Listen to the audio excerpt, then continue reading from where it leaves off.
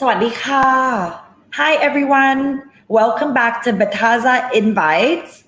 And today my name is Didi Wimonpan-Wibunma, the Chief Communications Officer of Bitazza. And I returned to you after not having been here for a while, so I'm very excited to be coming back here because Ask Me Anything and Bitazza Invites has been this series of shows that we've been getting all the project owners and notable crypto tokens to come and meet us and definitely meet the Thailand community. And we also provide a recap into our local language, which is Thai as well. So before we go ahead, let me say hello to our community here in Thailand, in Thai.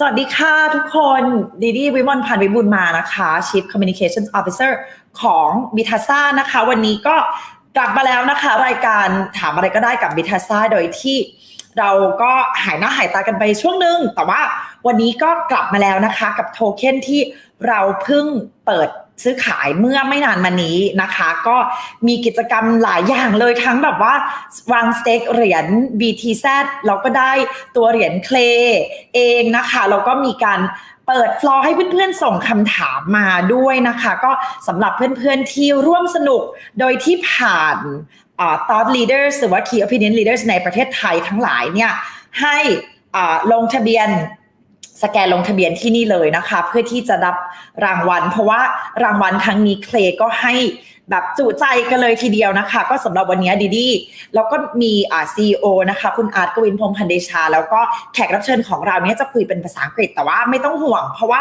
เดี๋ยวเราจะสรุปประเด็นเป็นภาษาไทยแล้วก็จะมาเล่าให้เพื่อนๆฟังว่าวันนี้เราคุยอะไรกันนะคะสำหรับเพื่อนๆคนไหนอย่าลืมนะคะที่ก่อนหน้านี้ได้มีการส่งคำถามเข้ามานะคะเรายังไม่ประกาศว่าใครชนะหรือได้รางวัลแต่ว่าลงทะเบียนก่อนเพื่อทำครบเงื่อนไขทุกข้อนะคะก็เดี๋ยวดิขออนุญาตกลับไปเป็นภาษาอังกฤษก่อนแต่ว่าเร็วๆนี้เราได้คุยกันเราก็ได้เจอกันแน่นอนค่ะ Okay, guys, so without further ado, our special guest today comes from KLAY or Klaytn, which is an open source enterprise level metaverse blockchain developed by Kakao, the leading South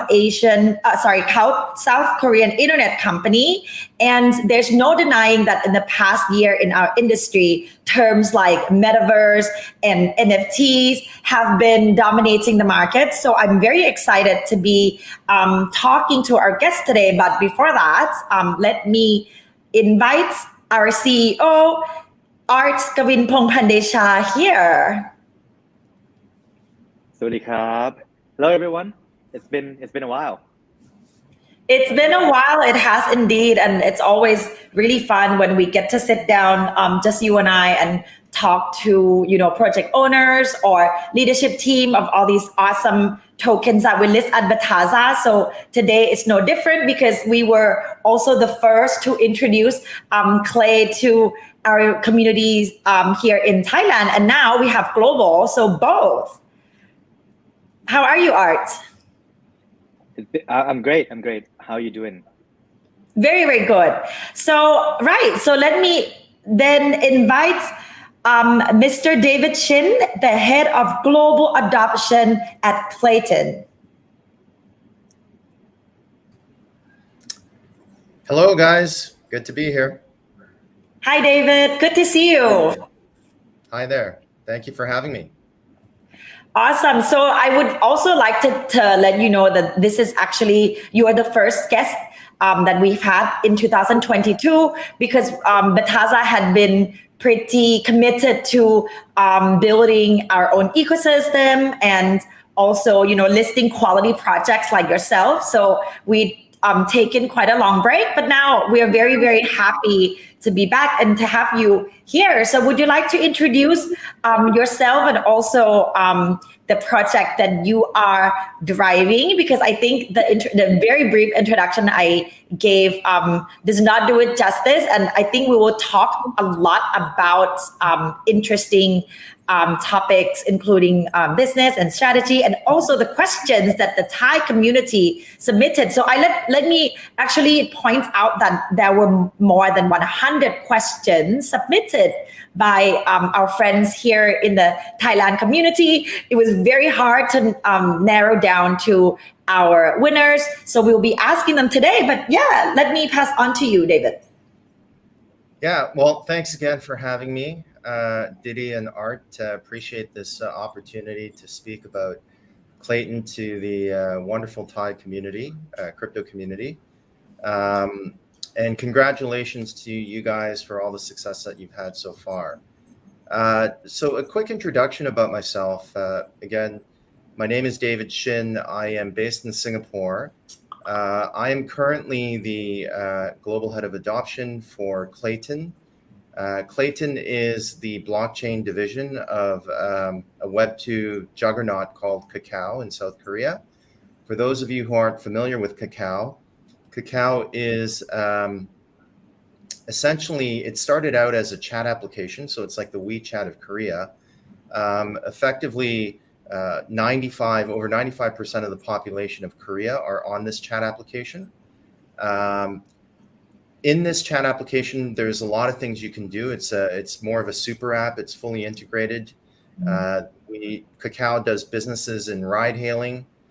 So they have something called Kakao Taxi, which is the only ride hailing application in Korea owned by Kakao. Wow. They also have a gaming division called Kakao Games. They have a digital bank, which is the largest digital bank in Asia, called Kakao Bank. In fact, by assets, I believe, and balance sheet, I believe they are the largest bank in Korea now. They also have Kakao Entertainment, which is an entertainment division. We recently acquired majority shares of SM Entertainment, which is one of the largest entertainment companies in Korea. And the list goes on. There is a whole slew of different verticals that get fully integrated through the Kakao platform. So that's Kakao, but let me talk a little bit more about Klaytn. Klaytn went live on mainnet in 2019. It is a fork of Ethereum, so we are EVM compatible, but as of the end of March, we've completed all our upgrades and we're actually now Ethereum equivalent. So in terms of engineering DNA, we're like for like. At the end of the day, what's happened was that in 2021, I was asked by the vice chairman of Kakao, one of the co-founders, to consider coming and helping Klaytn go more global. The reason for this was because from their live launch on mainnet in 2019 to 2021, Klaytn has primarily gained a lot of adoption, but concentrated in Korea.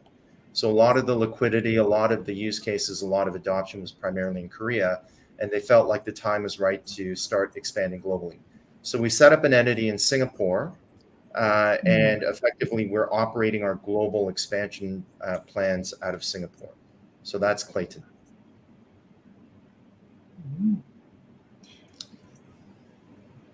So did you want me to talk a little bit more about sort of what we're doing as a part of our global expansion, or was there a specific question? Actually, we have quite a bit of questions, and I have quite a few myself, but I know that Kun Art, our CEO, would like to say also a few words in response to this amazing ecosystem that you painted a picture for us. Art? Yeah, thank you, Didi, and thank you, David, for a great introduction of Klaytn and Kakao. I'm also a user of Kakao Chat. Used to, talk to my Korean friends, and they're all on Kakao, and I just had to download it. So in Thailand we use Line, but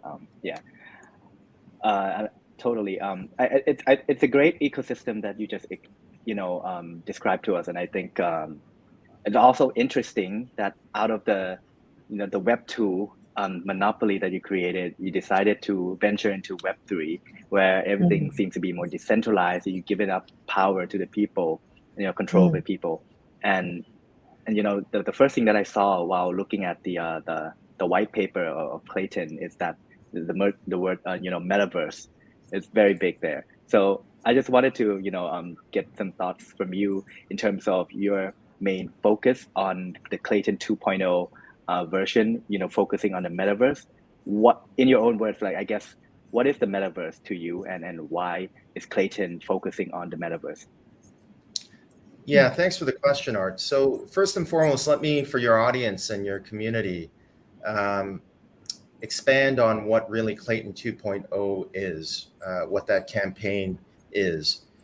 So Klaytn 1.0, we define that as sort of the period of 2019 to 2021, when a lot of work was done to create the initial genesis of Klaytn and how we operated out of Korea. 2.0 is really the global extension of this. So as I said, as a part of this campaign, we've set up a new entity in Singapore, and we're making that global expansion push out of Singapore. So just so your audience understands the terminology differences there. And also as a part of the 2.0 campaign and strategy of going global, we took a bit of a pivot in terms of our focus. So 1.0 was really about putting a lot of efforts into building our DeFi capabilities within the ecosystem.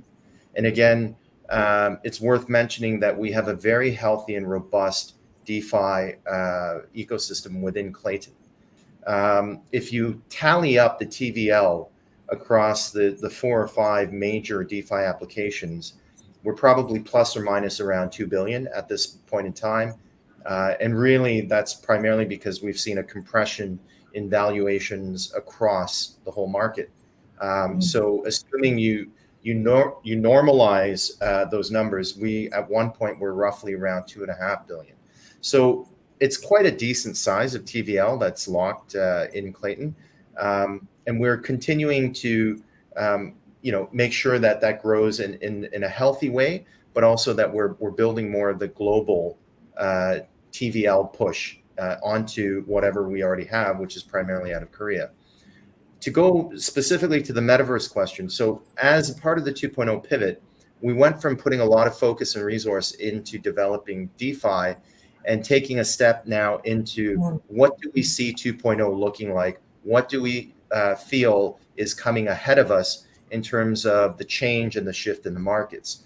So as we started looking last year at the various inflection points that we saw, so we saw last year 2 inflection points. We went from DeFi adoption in the first half of the year to then slowly starting to transition into more NFT and mainstream NFT adoption. And then at the tail end of the year, the 4th quarter of last year, we started then seeing more GameFi assets coming into play.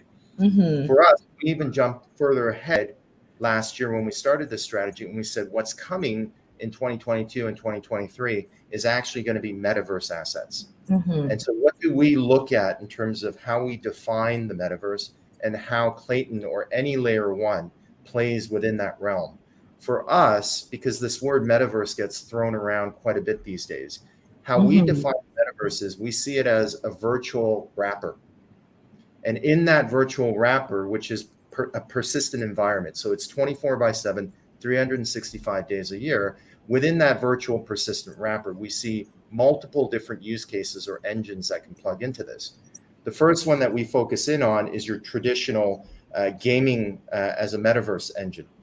And so when you think about the open world type of games that, a lot of people play these days, Red Dead's one of my favorite games as an example.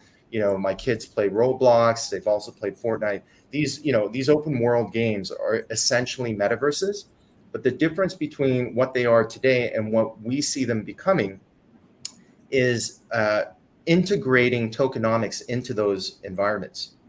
So currently the issue is if you're playing, let's say, Fortnite or Roblox or Minecraft, you can create liquidity going into the game by using your Visa to buy certain tokens. For instance, with Roblox, it's Robux that you buy using your Visa. But the problem is, it's like the song Hotel California. Once you come in, you can never leave. So there's no exit liquidity. And that causes problems when we talk about, losing and retaining users, but also creating higher valuation for the game. So our belief is by integrating tokenomics to create assets that are not both have value in the game, but then to be able to bring that on chain and create exchangeable opportunities between one game to another, or one game to, let's say, being able to stake those assets in a DeFi application. This creates much higher opportunities for the game, and we think it creates more chances for the game to increase in value and higher adoption as well. So that's one engine. The second engine is around entertainment. So again, if you think about Metaverse as a virtual persistent wrapper, we plug in gaming. Then the next one could be plugging in entertainment. Entertainment could be virtual concerts, right? So you look at some of these large festivals, like whether it's Ultra Music Festival or Fuji Rock Festival, or some of the ones in Thailand, they lost millions and millions of dollars over the last few years because of COVID. So what that did was that was an awakening moment where they said, how can we do both online and offline experiences? And what could that be? How could that impact our bottom line and our revenue? And so we see these types of events, if you think of like Ultra Music Festival being in a metaverse and leveraging the integration of a blockchain and leveraging NFTs as tickets and using them as tickets to go into this metaverse, and also being able to trade assets within the concert. Okay, we see all these economic possibilities as something that can increase value for these organizations. And then last but not least, enterprise. So in enterprise, we see private enterprise opportunities and public enterprise opportunities. Public could be, governments coming in and using metaverses to run national elections. So each ballot is very unique, and it needs to be, and that could be represented by an NFT. But more importantly, to be able to sort of create the narrative where you don't have mistrust, because through the blockchain, every vote is very transparent, and it would be accounted for in a way where I think the general public society can trust, right? And we see a lot of these problems primarily in the U.S., but in other, I think, markets where governments are not trusted as much, I think this could be really helpful. And then obviously on the private side, where you have large traditional Web 2 companies who are now moving to the metaverse. They could be running conferences, large global team events. All these things could be done, but without having any integration of blockchain, what you're effectively doing is you're creating large metaverses with no economic activities. And if you have no economic activities, effectively you're going back to potentially it just being like a video game. And so you're not creating or enhancing or amplifying additional, creating additional opportunities for these organizations to have interactions with their users or their fans or their employees, etc. Thank you for that. So let me actually piggyback from that question, because as I previously mentioned, we had gathered more than 100 questions, and out of the shortlisted ones, I think this one question from Kun Sarawut Maisi, one of our community members, I think we touched a little bit on the background information of Klaytn already, but he also asked, so the question was, could you please share some background information regarding Klaytn and the KLAY token, as well as any plans for upcoming projects that you can share, of course? Yeah, sure. We so at Klaytn, we are focused in on projects where they're related to GameFi. So this could be tied to play to earn games, which we are very bullish on, especially in developing markets, in Southeast Asia and Latin America, Africa, and then sort of in the more developed markets, sort of your G20 or G7 markets, where we feel that the gamers are a little bit more sophisticated. we're very much bullish and working on projects where we engage large AAA gaming studios to bring some of their titles onto Klaytn and to integrate tokenomics into their games. So some real-world examples, we have large AAA gaming studios like Netmarble, Nexon, WeMade. They're all either having games built on Klaytn or they are in the process of building. These are, extremely large listed companies with large gaming titles that are in the traditional gaming space, and they're now coming into Web3. And so those assets become quite interesting because if you look at the day one valuation of, let's say, GameFi assets that are issued by these AAA gaming studios, they actually have intrinsic value. So compared to, let's say, an Axie Infinity type of game asset, which on day zero will have no intrinsic value because you need the community, you need the activity, you need the play for it to increase in value.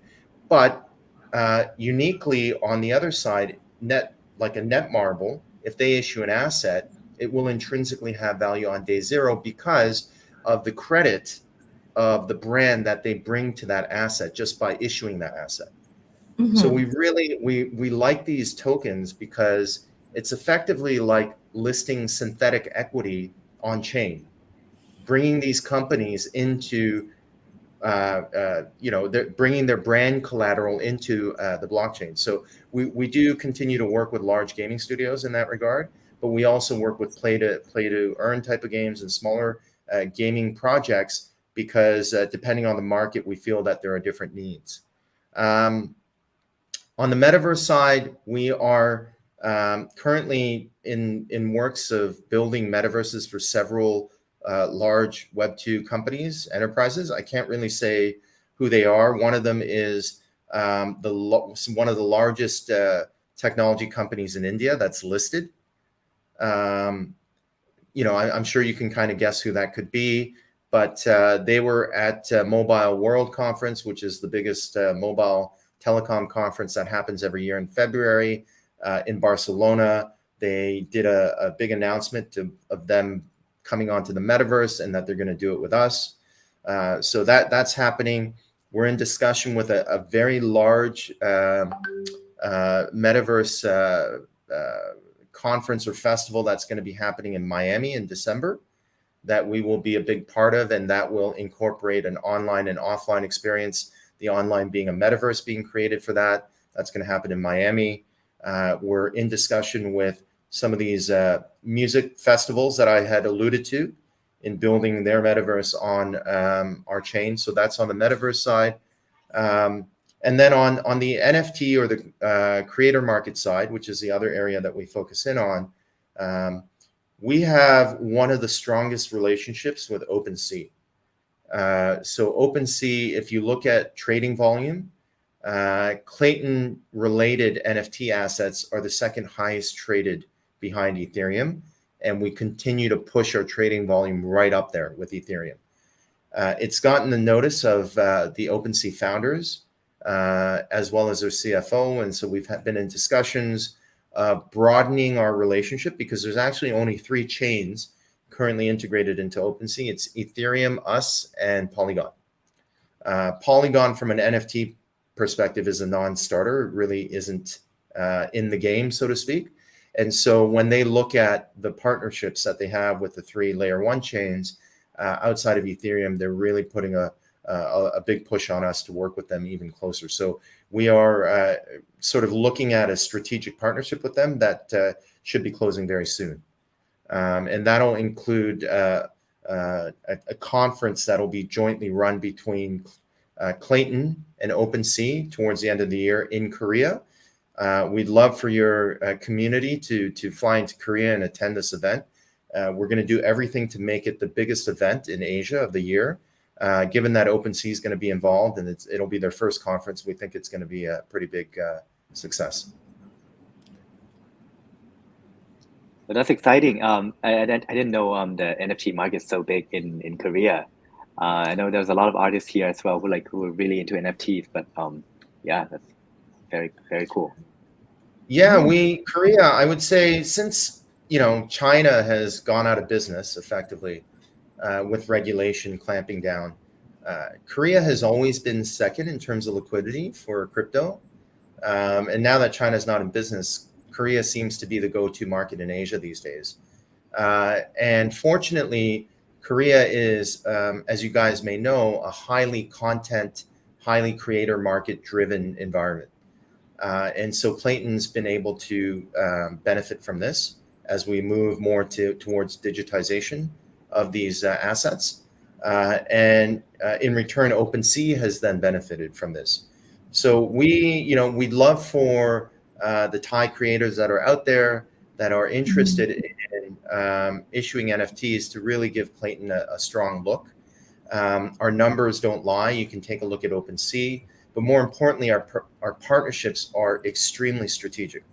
And so again, just highlighting that relationship with OpenSea, I think the possibility of creating visibility to creators in Asia is a real good way of getting opportunities put on the table for creators in Thailand. Actually, this lead me to another question by Kun Jatupon Thep Jamjai, who asked, who are your partners and in what ways have they helped shape your projects and how do they contribute to it? And I know that you already touched a little bit on that, but let's see if there were any other names that you wish to share with us in this moment. Absolutely. So really, we can start with our governance council. So if you look at the way that we are set up is, although we're a Git fork of Ethereum, we've made modifications. So we're actually a proof of stake, but then we've taken even further modifications of proof of stake to make us more of a proof of authority consensus. So in that regard, we are more like Hedera, Hashgraph, or what Libra at Facebook was trying to do, where they have a governance council membership that actually validate their chain. And so not everyone or anyone can walk in and be a validator. And the reason why we've chosen to go down this path is because we felt in order to gain trust with the Web2 companies and even with central banks. I mean, some people in your community may know that last year we won the mandate with the Central Bank of Korea for working with them on their CBDC project. So in order to gain this type of trust, really, you can't have a validator network that is completely open. Because what happens is, as transactions get broadcasted across the public chain, any validator can pick that up, and you can't control that. That's the whole point of having a fully decentralized chain. But if you're a large, let's say, organization, and you don't want a node that could be set up in North Korea or Iran to pick up your transactions, then that could be a real concern. So for us, because of sort of the area that we target, which is really more trying to convert Web2 companies to go into Web3, as well as working with AAA game studios and central banks, as well as other enterprises, we wanted to make sure that we had a validation network where it can be trusted, right? So when I was at Tezos, previously before I worked at Klaytn, I was actually the Asia head of Tezos. And at Tezos, that was one of the biggest problems whenever we spoke to large enterprises, was that because anyone can be a baker on their network, it's very easy to do it. That became a risk. And so as a workaround, what we ended up doing was creating whitelists. So whitelist validators or whitelist bakers, which effectively then you've become quasi-private anyway. So we've taken that and we've just made the whole network that way. So we have about 35 validators at the moment, or governance council members. Some of them are, and they're all large enterprises and companies. We have companies like Gumi, which is a very large gaming company in Japan. We have LG, which is a Korean manufacturer. Of course. We have Kakao, obviously one of them. Shinhan Bank, which is one of the largest traditional banks in Korea, as one validator. We have WorldPay, which is a big US-based payment processor. I can't remember them all, but if your community is interested, you can Google Klaytn and Governance Council members, and you'll see all of them there. We've recently also added Alameda, which is a parent company of FTX, as the Governance Council member, and we've also recently added Jump Trading, which is a big institutional fund. We're also going to be adding several more that are in the pipeline. I can't really disclose them at the moment, but these are more globally positioned large enterprises that will be coming on. So we have good distribution around the world, but they are blue chip names that I think any household would recognize.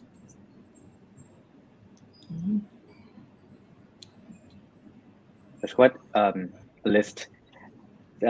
I just wondering, like most of these companies are like currently in Korea. So with your plan to do a global expansion and setting up in Singapore, starting to be more widely recognized, is it also part of the plan to add on to the governance and the decentralization by adding on international partners? Yeah, that's exactly it, Art. So since I joined, we've announced several partnerships.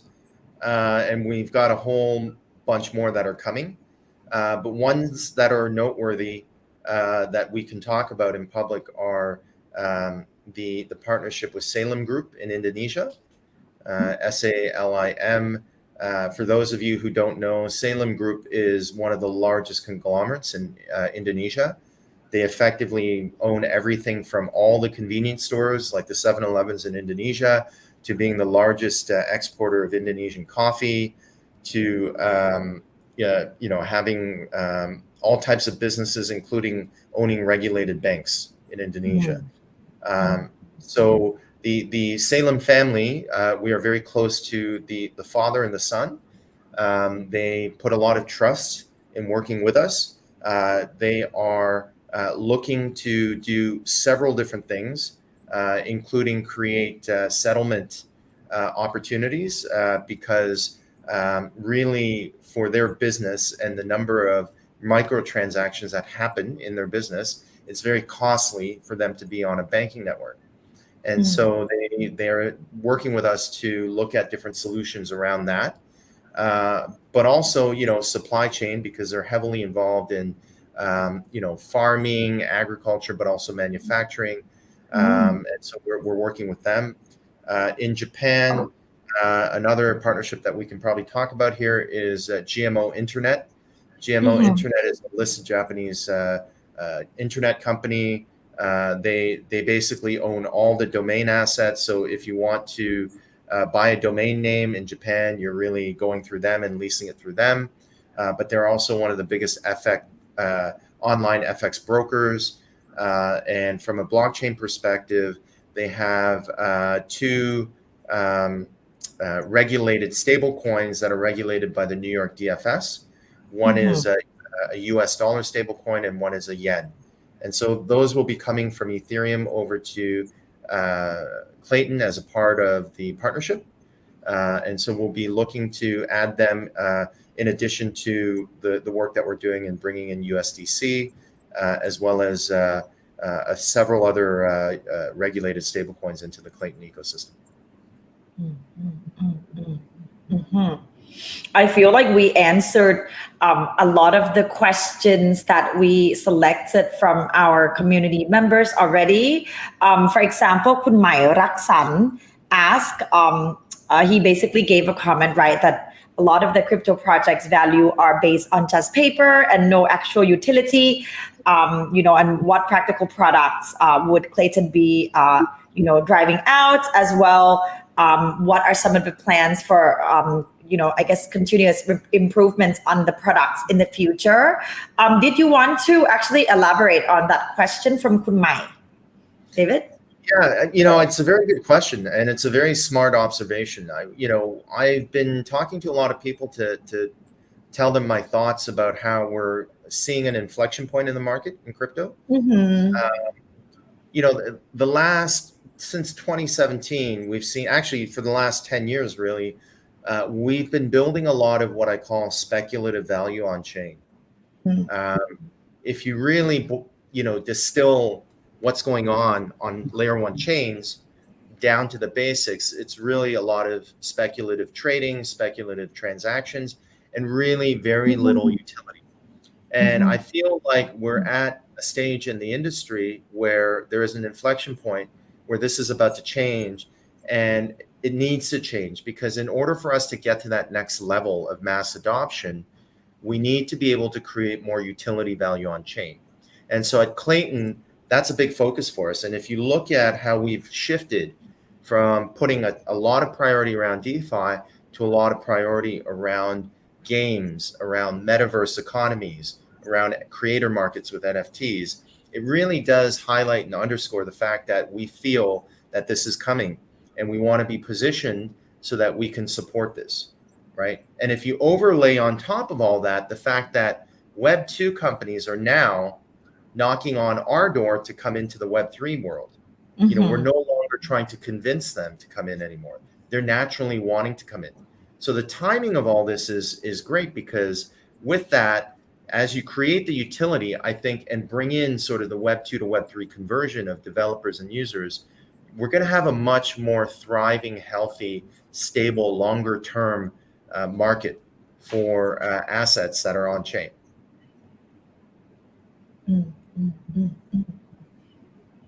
That's really cool. So, did you have anything to add to that?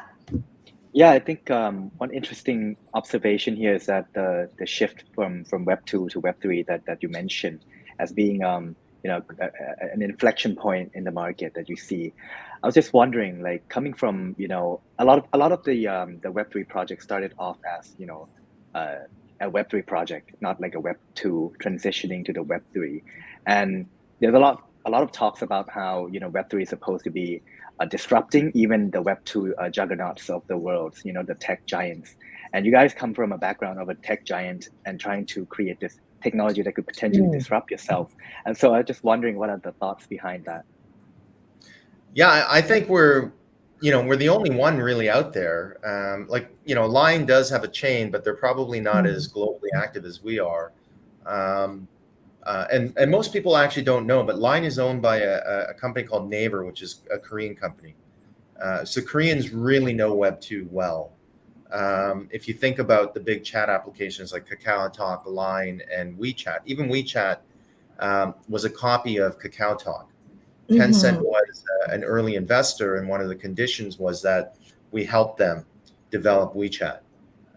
So that's quite interesting. Until this day, Tencent is the second largest shareholder of Kakao. So there's a very good relationship between Kakao Group and Tencent still. But to go back to your question, yeah, look, I mean, you know, if there's anyone out there in the market, we know Web2 really well, and we know super apps really well. And so we see, you know, when we look internally, we see that there is a lot of opportunity to disrupt that. So we know this better than, I think, the outsiders looking in. So you can be a Web3 guy and try and disrupt Web2, but you're not going to be able to disrupt it in a way where you're efficiently disrupting it. There'll be a lot of sort of A/B testing, and you'll run a lot of resources behind that to get to the right model, which is why you're seeing a lot of pivots in many of these startups. With us, we will generate efficiency on day one, because whether we're working with you to support you as a project, or we're sort of spinning or investing into our own projects, we know exactly where the sweet spot is, because we are so good on the Web2 front. I think one could argue, though, that, you know, maybe we don't have the knowledge in Web3 to be able to make that transition. But I would say, you know, over the last several years, we've been bringing in a lot of people who have a deep knowledge of crypto, or what we call crypto natives, including myself. You know, and as I touched on earlier, you know, before coming to Klaytn, I was the head of Asia for Tezos, helped them restructure Asia. I was there for a couple of years, and before that, I was helping my friend Roger Ver set up his exchange, the Bitcoin.com exchange, which supports a lot of the Bitcoin Cash transactions. So, and I've been in crypto since 2012. I was one of the first ASIC miners. So I have a long history of crypto, and Klaytn has done, and Kakao has done a good job in trying to bring over people like myself to add in that DNA, that native crypto DNA, in addition to the Web2 DNA. And I think the combination or the marriage of this has really generated a good strategy that we think will really work. Wow, that it's like you actually answered one of the key questions that I really liked already by Kun Pattara Suda Pradomram. Basically, she asked, what are some of the key features or factors that really differentiate Klay from the rest? And also, do you have any thoughts or ideas how you can that you can share about Web3, Metaverse, NFT, and even DeFi on Klaytn, its ecosystem itself, particularly when it comes to any upcoming projects that we will be seeing soon? Did you have anything to add to that, since you already touched on quite a bit? Yeah, that was a big question. Yeah, huge. I try to remember all of it. In terms of the projects to watch out for, I think that's probably the most interesting part of the question. So let me touch on that first. We're always, as I mentioned earlier to the community here, we're always looking ahead. So we look at the current trends, but we're also researching and analyzing where we think those trends will lead to. So an example of this, and something that we're really bullish on that's coming, is the whole move to earn movement. So play to earn has started this train of having people spend their time playing a video game and being paid for that. Now, if you think about that and transition that into, what if I can run? What if I can walk? What if I can swim and I'm able to earn from doing that? That becomes a pretty interesting and compelling model. And so, in Klaytn, we have a project called Sneakers that's a part of our ecosystem, and that's a move to earn project, and that's gaining a lot of momentum. And we continue to look for more projects in that category, because we think that's going to be a big opportunity. One thing that we do that differentiates us, which is another part of the question there, is we look at projects not just as projects that come in and integrate, or grantees that come in and bring their use cases, but we look at them as partners. And then we look across our ecosystem and say, how many partners do we have, and where can we marry some of these partnerships so that we can help all of them scale more? Because their success is our success. Their failure is our failure. And so we have a much more intimate relationship with wanting to help accelerate projects that come onto Klaytn and to support them.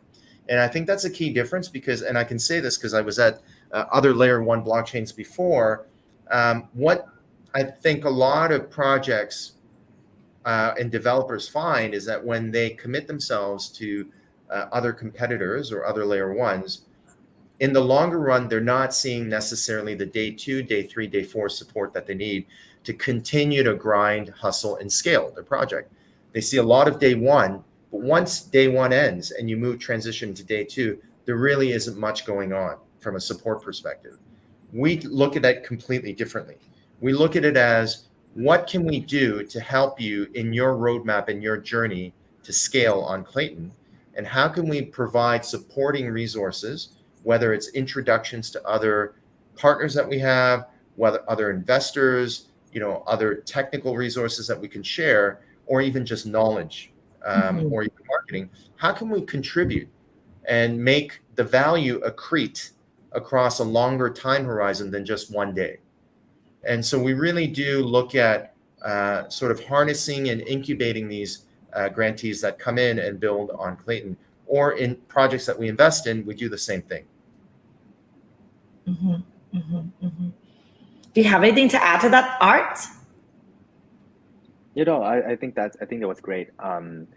There's a lot to unpack there. Especially, and I think there's a lot of interesting projects that people looking to find new homes as well. Like, as developers try to find different chains. Gas has been very expensive on certain chains, and people have been migrating around. And I think for Klaytn to be EVM compatible means that you guys are definitely looking to capture that kind of a mass migration of users, right? Yeah, absolutely. I mean, the gas problem is an interesting one because we saw with what happened over the weekend, right? With the Bored Ape project that launched, it not only froze and caused severe gas problems on the Ethereum network, but it had a ripple effect on Solana. So it's a bit tricky, right? I mean, I think you almost have to be careful what you wish for when you are trying to create a low gas environment, but you want to scale.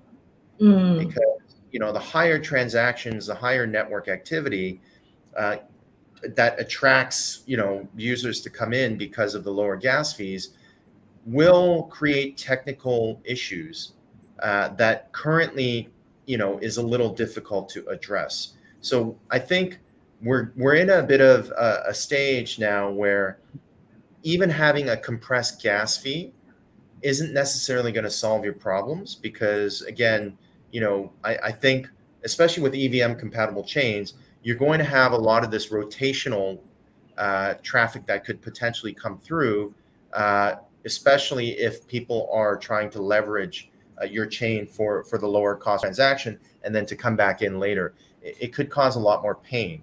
And so really, I think you have to think about it from looking at your own ecosystem and saying, for the use cases that we are focused in on, are we priced right? Okay. If it's trading and a lot of speculative value, you're going to have sort of the ebbs and flows, which create sort of a lot of noise, which generate a lot of gas that comes with that noise. But if you're playing a game and it's really about utility value, then the gas that is being used is really organic because it's driven off utility. And I think if you base your model off that, then you're going to face less gas noise, so to speak. And yes, you may not have all the higher activities on your network, but you'll have a more stable network. And I think it's more of a concept of the kid story of the rabbit and the turtle. I always tell my kids the moral of that story that the rabbit wins perception, but the turtle wins the race. And I think in terms of scalability and balancing that with gas fees, you have to take more of a turtle approach than try and be the rabbit and just win perception, which is what a lot of these lower, gas fee EVM chains are doing. I love that.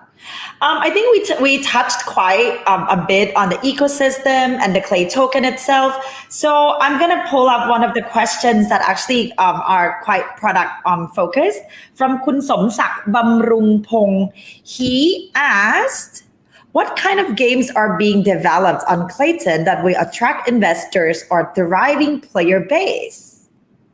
Is there anything that you wanted to highlight here? Yeah, there's a lot of different kinds of games that we look at, whether it's RPG, OpenSea, but we really like UGC based games, user generated content type of games. The reason for this is because having that kind of gaming platform, it doesn't put a lot of developer stress on the game because it's kind of like DY, develop your own sort of content, right? So it helps with a portion of growth and supporting that growth through self sort of driven development. But not only that, it also creates, I think, a more meaningful community because people are creating their own content. If you reflect back on more traditional non-blockchain games like Roblox, right? That's heavily UGC driven. And when you look at the success of it, because it's a pixelized game, it's actually quite crappy if you're a gamer. But in fact, a lot of gamers actually play it. And you start asking why. Well, there's two main reasons. It's open world. You can do whatever you want. You can walk into a building. You can go and, hit a guy in the back of the head. It's open world, right? But more importantly, it's UGC. You can generate your own content, and therefore, with multiple people joining servers and having discussions about the skin that you've created or the weapon that you've created, it makes it a lot more interesting. And again, it takes away some of the dev pressure on the team that created the game itself. Interesting. Right. So we talked about the user generated content part of the metaverse. So I'd just like to expand that from I think there's a question from the users from the audience here. So how do you see the growth of Web3 and the metaverse affecting the work life in the future? And as the Web3 ecosystem grows, how would that play out? Especially with people being stuck with COVID, working from home. How does user generated content affect it in this case? Yeah, I think it's going to be a big part of it. Open world, UGC, this type of stuff in the metaverse, particularly as it relates to games, is going to be very important. Again, allowing the freedom for people to create is the most important thing. And if we look at the younger generations that are going to be sort of the generators of wealth, the next generators of wealth, right? So you look at the Gen Zs who are now approaching I think they're in their 30s. The millennials are in their 40s now, right? Or they're approaching their 40s, I should say. And Gen Zs are approaching their 30s. These are people who are accumulating the wealth now. And when you think about how they're going to want to economically interact, how they're going to want to invest, these types of decisions are going to be very different than my generation, right? I'm 47 years old. My generation was all about when you generate wealth, you put it into property, or you put it into bonds, or you put it into the bank for interest, or you buy, if you're really sort of risky guy, then you buy equities, right? I think the Gen Zs, the millennials, they won't even be looking at that stuff. And so to have user-generated content and allow for possible economic transactions between content that's generated between various different users, I think that could be quite interesting, especially if they're tied to some sort of asset like an NFT.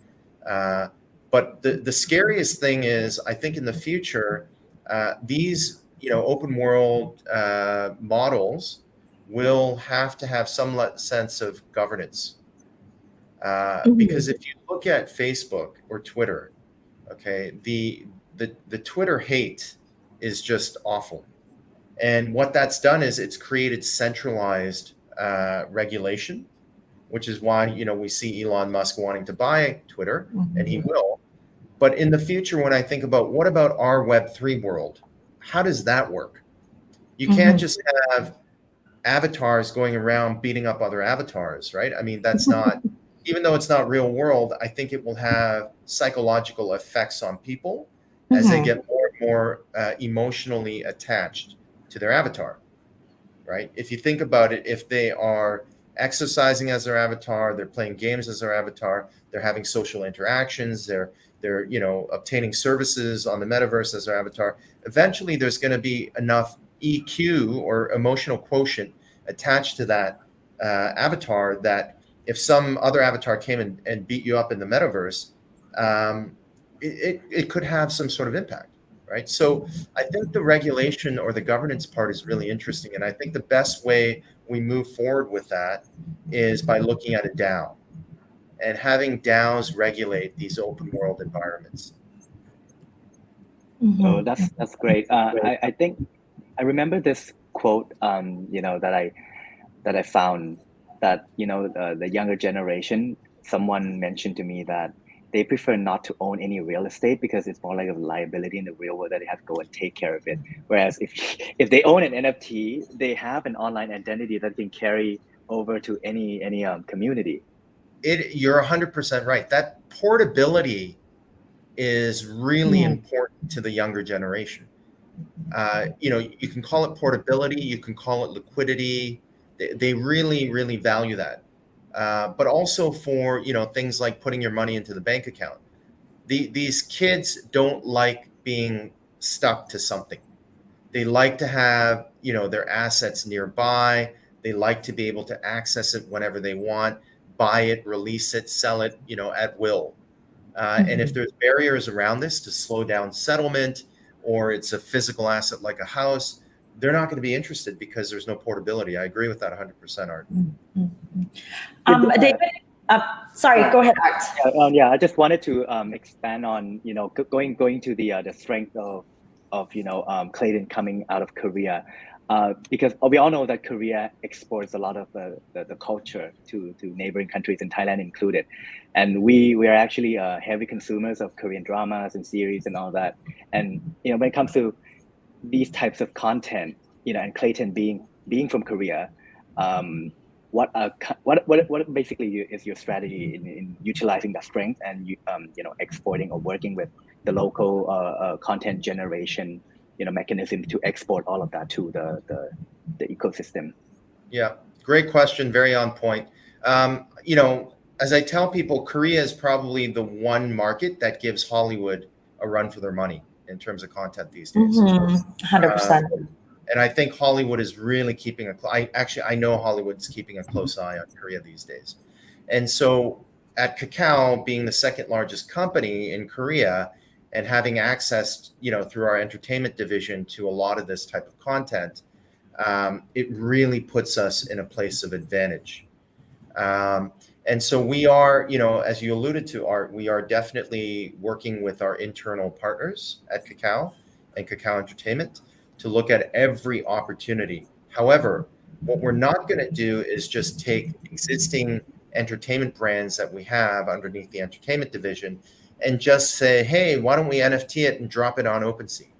Because our vision of creating really viable and dynamic content is to have a strategy around digitizing that asset. Whether it's a K-pop group or whether it's an actor or whether it's a drama, we want to make sure that there is a proper narrative and a proper roadmap that gives it additional function than just day one NFT drops. We've seen historically, a lot of different players out there, including the NBA, including McLaren, Red Bull, who've gone out and done NFT drops, and literally within a week to 2 weeks, they're not really seeing secondary market traction. And the big reason for this is, as I always say, there's no point having a party if you just bring champagne and there's no music, right? You have to plan the party so that when you execute, everyone's having a good time and they want to stay. And I think that's been a big problem is, there's a lot of money being thrown for this type of content IP around the world without much thought given to sort of a thesis in building out the digital roadmap for this content, as opposed to just doing a one-time NFT drop and hoping that it sells. 100%. Wow. I think that was such a great point. And a lot of these cultural things that we see are essentially soft power, so when you build or integrate the element of digital in there, that's amazing. So David, it's been so much fun talking to you. We still have so many questions that we didn't get to because all of the content that we've been discussing has just been flying by. So we actually have just a little under 1 minute. We always end with this question when talking to leadership or project owners. So what actually gets you up in the morning? Because everybody knows that being in this space is very, it requires a lot of commitment. So we would love to close with this question if you have some time for us. Yeah, what gets me up in the morning is really thinking about what decentralization can do for the world, right? We know we've run some experiments on financial use cases for decentralization, which has been a big part of what we've lived in crypto for the last 10 years. We're starting to see decentralization in other models. Really, what could the DAO possibly mean? That, when I think about that, it really makes me sort of very, energetic about the possibilities of where we can go with decentralization in Web3.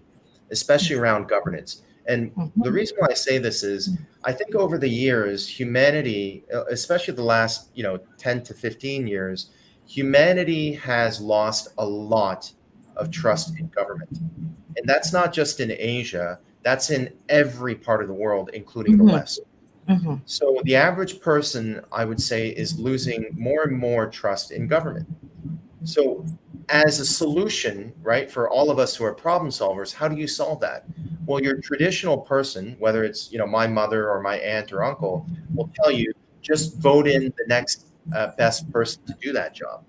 But that we've seen historically, that doesn't work because they end up picking up a lot of the baggage from the previous administration, previous governments, and they never end up delivering on anything, right? So really, if we want real disruption in Web3, it's about creating the Nirvana state, picture perfect DAO, and implementing this in my view, in cities to start off, or small island states, or emerging markets, proving that this could work in terms of governance, and trying to then get that to be adopted from a city level to more of a state level or a provincial level to then federal levels.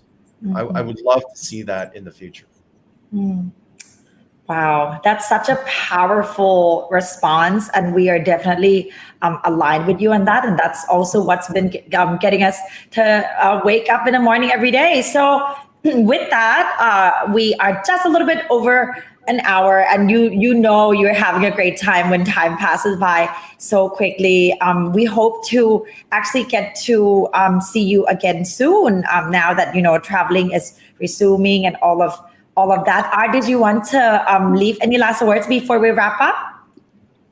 Yeah, I particularly love how the way you ended, with the governance being the key to Web3, because I mean, this is actually the first time that we can actually disrupt the trust system using technology in a way that is truly decentralized, and I mean, we are only touching on the surface. I feel like there's so much going on, not just the metaverse, GameFi, DeFi, all of that, and it's great to know that everyone, not just people in Thailand, but also people from Korea, Singapore, and everywhere, is working toward the same idea and philosophy, and that's very powerful to know.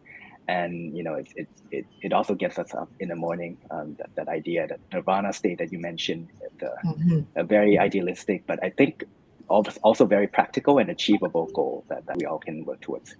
So thank you, David, and thank you so much. It's been such an honor, and thank you, Art, again for spending some more time with me, David, Art. So let me wrap up our AMA session with Klaytn, and we will see you guys again soon. Don't forget all the people who submitted questions, whether or not you were selected.